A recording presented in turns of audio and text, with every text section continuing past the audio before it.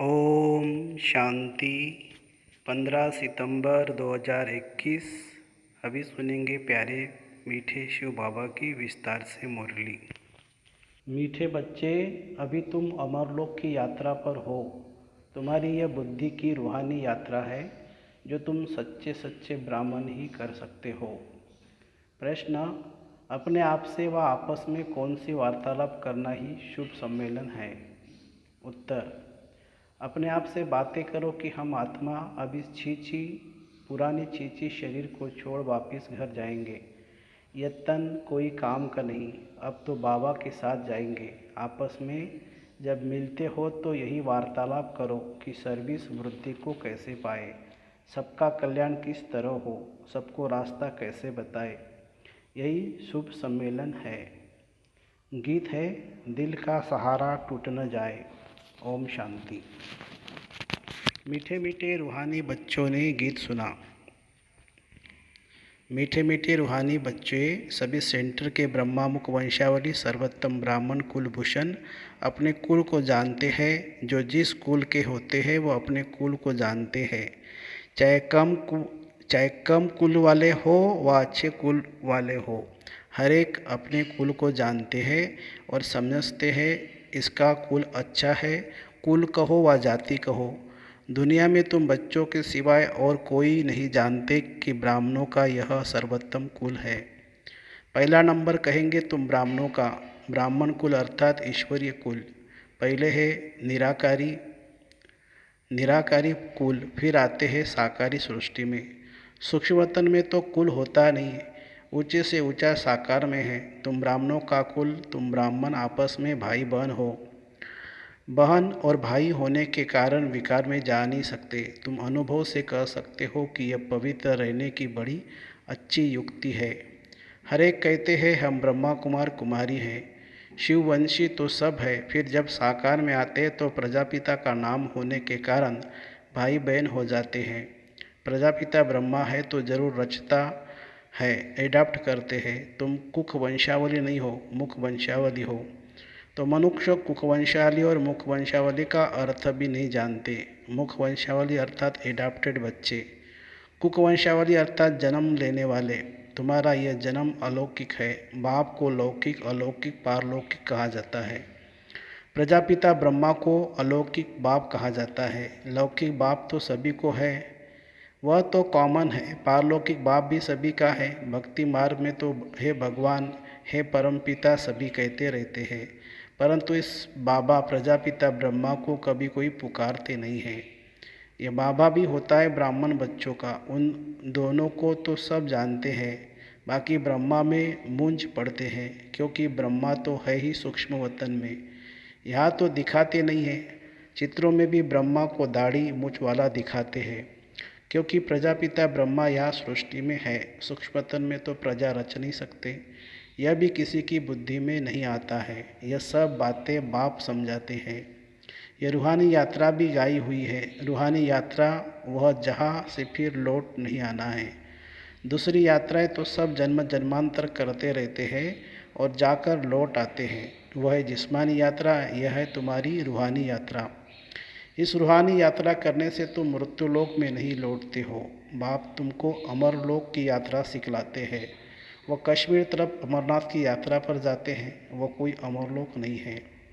अमरलोक एक है आत्माओं का, दूसरा है मनुष्यों का, जिसको स्वर्ग अथवा अमरलोक कह सकते हैं। आत्माओं का है निर्वाण धाम, बाकी अमरलोक सतयुग और मृत्युलोक है कलयुग, और निर्वाण धाम है शांति लोक, जहाँ आत्माएं रहती हैं। बाप कहते हैं तुम अमरपुरी की यात्रा पर हो।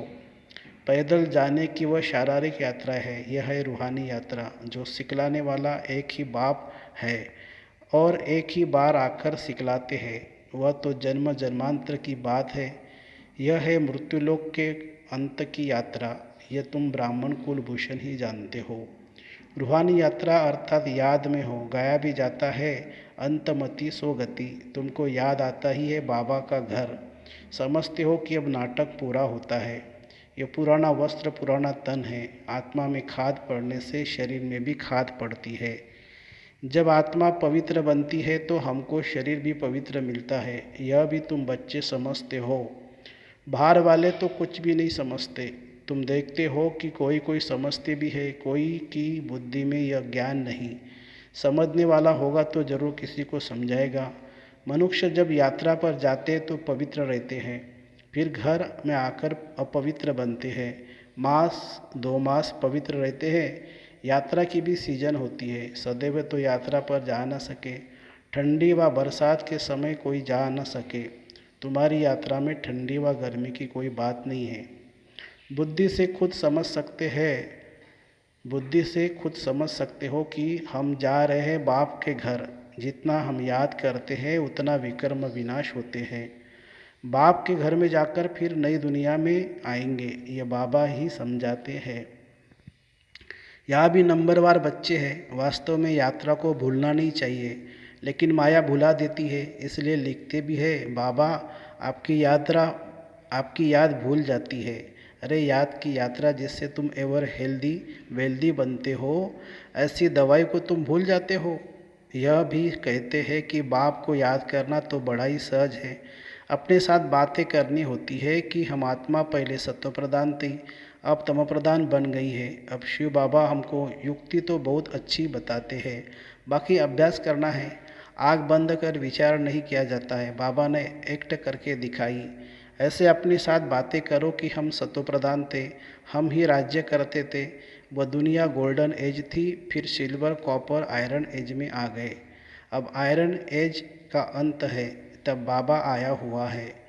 बाबा हम आत्माओं को कहते हैं कि मुझे याद करो और अपने घर को याद करो। जहाँ से आए हो तो फिर अंतमति सो गति हो जाएगी, तुमको वहाँ ही जाना है। यह युक्ति बाप बतलाते हैं कि सवेरे उठ कर अपने से बातें करो। बाबा एक्ट करके दिखाते हैं कि हम भी सवेरे उठ विचार सागर मंथन करता हूँ। सच्ची कमाई करनी चाहिए ना, सुबह का साई, तो उस साई को याद करने से तुम्हारा बेड़ा पार हो जाएगा। बाबा जो करते हैं जैसे करते हैं बस बच्चों को भी समझाते हैं।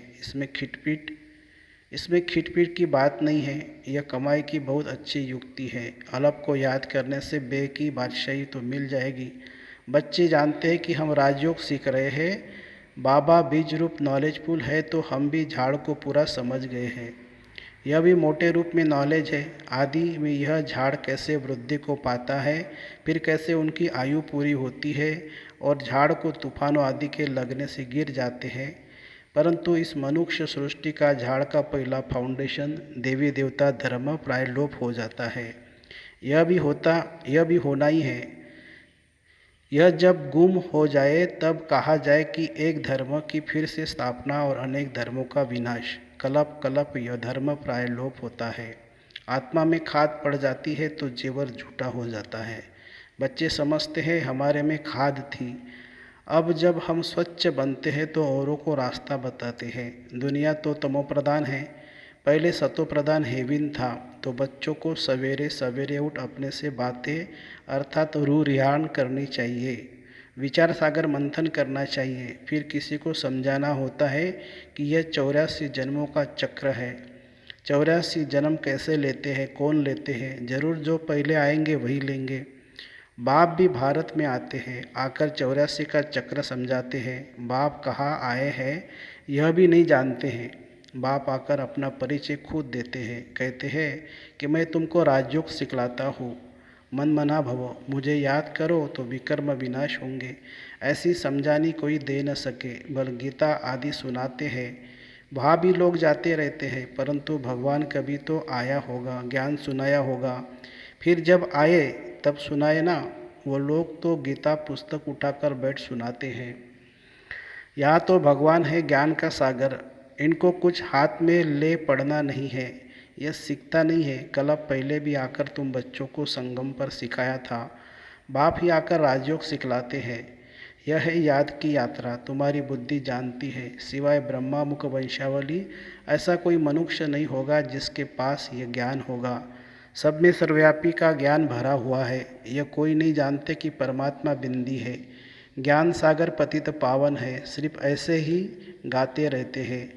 गुरु लोग जो सिखाते हैं वह सत सत करते रहते हैं, अर्थ कुछ भी नहीं समझते, न उस पर कभी विचार चलाते हैं। तो यह सत्य है ना, सत्य है व नहीं। बाप समझाते कि तुम बच्चों को चलते फिरते याद की यात्रा में जरूर रहना है, नहीं तो विकर्म विनाश हो नहीं सकते। कुछ भी कर्म करते रहो परंतु बुद्धि में बाप की याद रहे। श्रीनाथ द्वारे में भोजन बनाते हैं तो बुद्धि में वह श्रीनाथ रहता है ना। बैठे ही मंदिर में है, जानते हैं कि हम श्रीनाथ के लिए बनाते हैं। भोजन बनाया, भोग लगाया, फिर घर वाले बच्चे आदि याद आते रहेंगे। वह भोजन बनाते हैं, मुख बंद बात नहीं करेंगे। मनसा से कोई विकर्म नहीं बनता है। वह श्रीनाथ के मंदिर में बैठे हैं, यहाँ तो शिव बाबा के पास बैठे हैं, यहाँ भी बाबा युक्ति बताते रहते हैं। बच्चे कोई फालतू बात नहीं करना, सदैव बाप से मीठी मीठी बातें करनी है। जैसा बाप वैसे बच्चे। बाप की स्मृति में रहता है कि चक्र कैसे फिरता है। तब तुम बच्चों को जाकर सुनाते हैं। तुम बच्चे जानते हो कि हमारा बाबा मनुष्य सृष्टि का बीजरूप चैतन्य है। कितनी सहज बात है, परंतु फिर एक भी समझते नहीं है, क्योंकि पत्थर बुद्धि है ना। उस बीज को हम चैतन्य नहीं कहेंगे, यह नॉलेज फुल चैतन्य है। यह एक ही है। वह बीज तो अनेक प्रकार के होते हैं। भगवान को कहा जाता है मनुष्य सृष्टि का बीज रूप, तो भगवान हो गया ना। आत्माओं का बाप परमात्मा है, तो सभी ब्रदर्स ठहरे। बाप भी वहाँ रहते हैं जहाँ तुम आत्माएं निवास करती हो।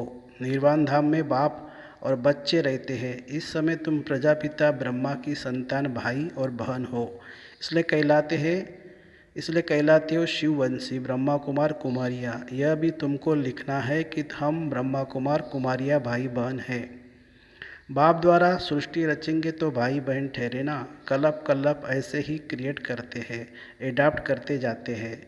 मनुष्य को प्रजापिता ब्रह्मा नहीं कहा जाता, बल बाबा कहते हैं, परंतु वह है हद का। इनको प्रजापिता कहेंगे क्योंकि बहुत प्रजा है, अर्थात ढेर बच्चे हैं। तो बेहद का बाप बच्चों को सभी बातें बैठ समझाते हैं। यह दुनिया बिल्कुल बिगड़ी हुई छींची है। अब तुमको वहाँ की दुनिया में ले जाते हैं। तुम्हारे में भी बहुत है जो भूल जाते हैं। अगर याद हो तो बाप भी याद रहे और गुरु भी याद रहे कि अब वापस जाना है। पुराना शरीर छोड़ देंगे क्योंकि यह तन अब काम का नहीं है। आत्मा जब पवित्र होती जाती है तो शरीर भी पवित्र होना है। आपस में ऐसी ऐसी बातें बैठ करनी चाहिए। इसको कहा जाता है शुभ सम्मेलन, जिससे अच्छी अच्छी बातें हो। सर्विस कैसे वृद्धि को पाए, कल्याण कैसे करे।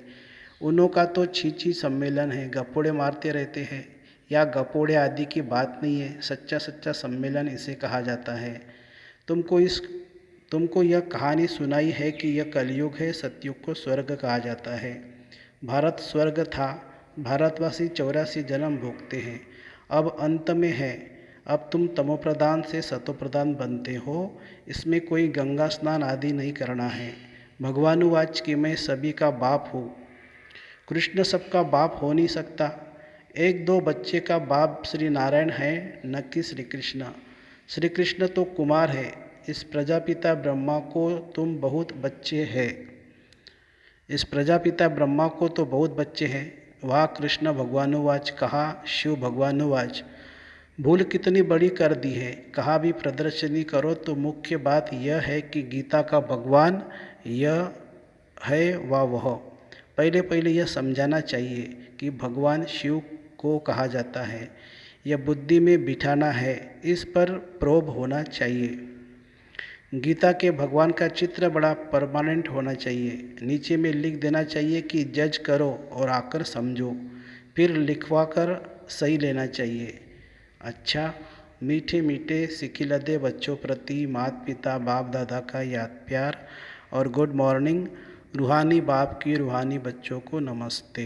हम रूहानी बच्चों की रूहानी माता पिता बाप दादा को याद प्यार, गुड मॉर्निंग और नमस्ते बाबा नमस्ते। धारणा के लिए मुख्य सार, आपस में शुभ सम्मेलन कर सर्विस की वृद्धि के प्लान बनाने हैं। अपने और सर्व के कल्याण की युक्ति रचनी है। कभी भी कोई व्यर्थ फालतू बातें नहीं करनी है। दूसरी पॉइंट, सवेरे सवेरे उठकर अपने आप से बातें करनी है। विचार सागर मंथन करना है। भोजन बनाते एक बाप की याद में रहना है, मनसा भी बाहर न भटके, यह ध्यान रखना है। वरदान। विनाश के समय पेपर में पास होने वाले आकारी लाइट रूपधारी भवो। विनाश के समय पेपर में पास होने वाले आकारी लाइट स्वरूप रूपधारी भवो। विनाश के समय पेपर में पास होने व सर्व परिस्थितियों का सामना करने के लिए आकारी लाइट रूपधारी बनो।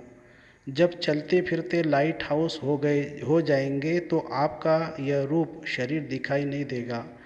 जैसे पाट बजाने समय चोला धारण करते हो, कार्य समाप्त हुआ चोला उतारा, 1 सेकंड में धारण करो और 1 सेकंड में न्यारे हो जाओ। जब यह अभ्यास होगा तो देखने वाले अनुभव करेंगे कि यह लाइट के वस्त्रधारी है। लाइट ही इनों का श्रृंगार है।